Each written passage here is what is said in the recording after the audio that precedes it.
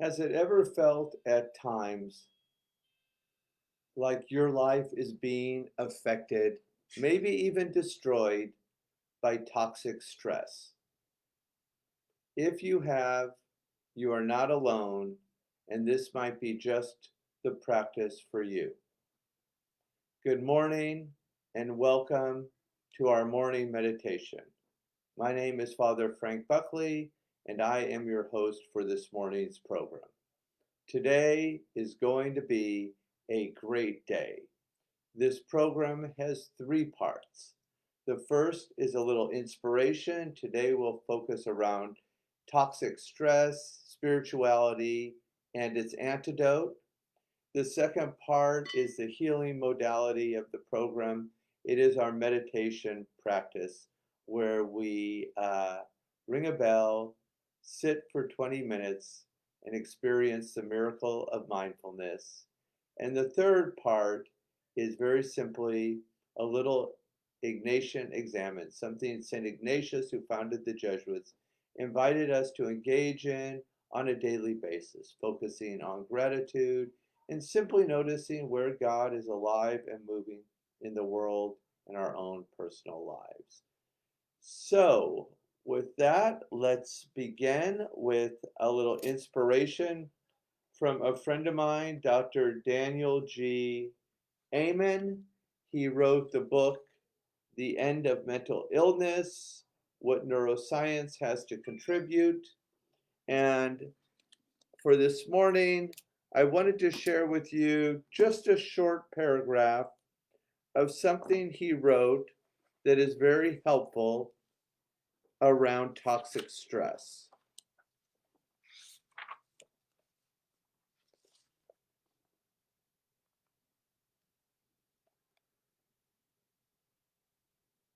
Stress occurs when a person perceives excessive demands on his or her emotional or physical needs. Let me read that again because I haven't met a person yet who hasn't at some point in their life experienced this. Stress occurs when a person perceives excessive demands on his or her emotional or physical resources. Stress increases to toxic levels when we feel things are simply out of control. In 1967, US psychiatrists Thomas Holmes and Richard Raw studied the effects of stress on health, surveying more than 5,000 medical patients. They asked them to say whether they had any of a series of life events in the previous 2 years. The more events someone had, the more likely they were to become physically and emotionally sick.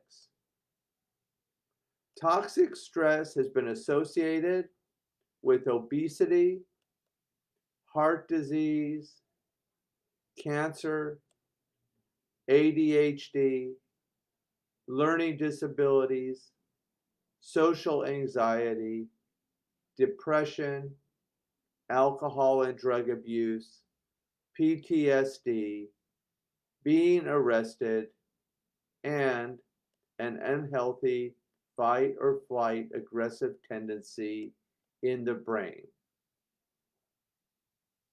Decreasing everyday stress, relationships, work, finances, and health lowers inflammation and improves immune system functions.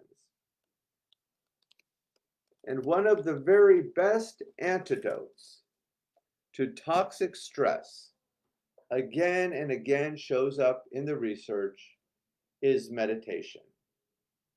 So let us, on that inspirational note, knowing that we're doing something not only for our spiritual life, but for our physical well-being, our mental well-being, and our social well-being. So let's get ready to meditate for 20 minutes. One of the ways we flourish is to unplug. So unplug from all technology. I have my timer set for 20 minutes. I'll ring the bell to get us started, and at the end of 20 minutes, I'll ring the bell again to bring us out. Excuse me. So meditation should be calm, it should be comfortable, and most importantly, it should be effortless. We just sit down, take the attention to the breath, we engage our sacred word and repeat it several times, and then consciousness is always vertical. We drop down to the ocean floor and we enjoy a little deep rest. Let's begin.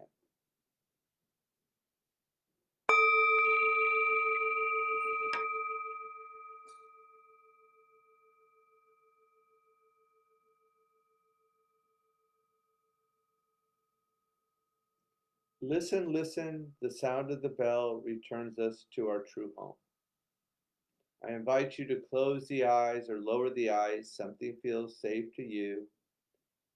Take the attention to the breath, and together as a community, literally throughout the whole world, we'll breathe together diaphragmatically 3 times. In through the nose, out through the mouth, all the way into the lower belly. Let's go. Inhale and exhale. Beautiful. 2 more times. Inhale and exhale.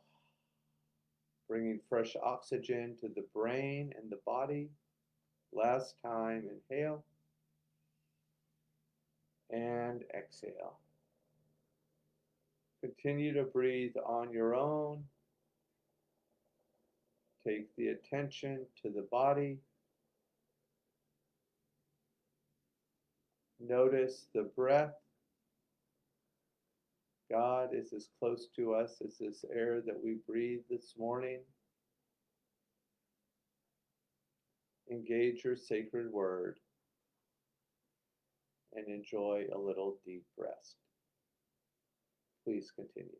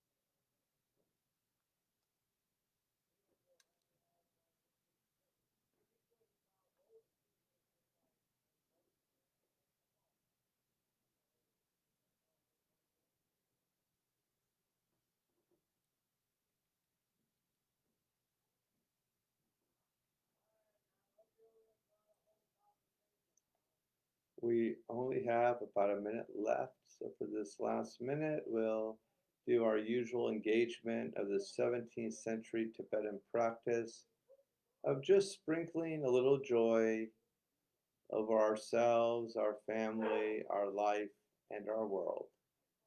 Please continue.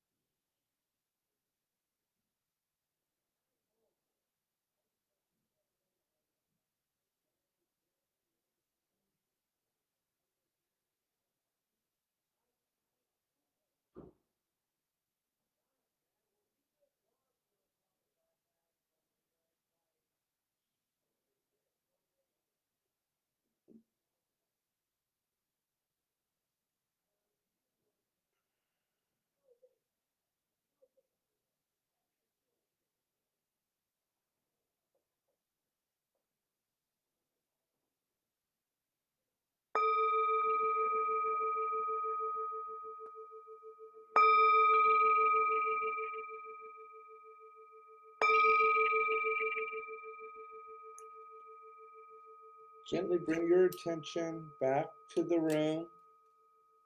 If your eyes were closed, go ahead. Open your eyes. You can circle the wrists one way, then the other, shoulders. Rub the hands together. Bring a little energy into the body. Wonderful job, everyone. Now we will move into the Ignatian examine, where we just look back over our recent past and notice where we encountered God come alive in our lives and in our hearts. So as I think back over the last 24 hours, oh, I'm sorry, please feel free. We're trying to build a little community. Um, it helps to know that God is not only moving in Hollywood, but in San Jose, Chicago, Scotland, Santa Fe, San Francisco, all over. Just put it on the little side comment of Facebook, one or two areas where God came alive for you recently. So, excuse me. The first place was I absolutely love Dr. Amen's reading on toxic stress. It's all around us. The title of this program is Flourishing During Challenging Times. We know these are challenging times. It's easy to get stressed, and yet the antidote to toxic stress is meditation.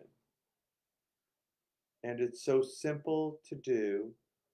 It really helps to have a community where you come together and you're accountable and you sit together and you give this 20 minutes to God. So I loved his talk on toxic stress. The second thing where I noticed God come alive is, as always, the volunteers are outside and they're putting bags together for people living on the streets who will get food this Saturday, as well as those who are living in apartments who don't have money for food. So my heart jumped when I heard the volunteers out there and all the energy to get food to people during this time of food scarcity. One thing Gandhi said that I always love and hold very close to my own heart. He said after the salt marches, if God was to come again, he would come in the form of bread, because that is what is so badly needed today. So feel free to jot a few things down from your examine where you've noticed God alive and moving in your world and in your life. And as we wind down our morning practice, I would just encourage you as you move through the day to be sure to hydrate, drink plenty of fresh water, squeeze a little lemon in it, Get out there and exercise, whether it's walking around the block or around the room or doing jumping jacks after this. Just do a little exercise. And then, of course, last but not least, check in with a friend. Connect, connect, connect. I'm so grateful for this community. I'm so grateful for you. Have a beautiful day, and we'll see you on Friday. God bless you.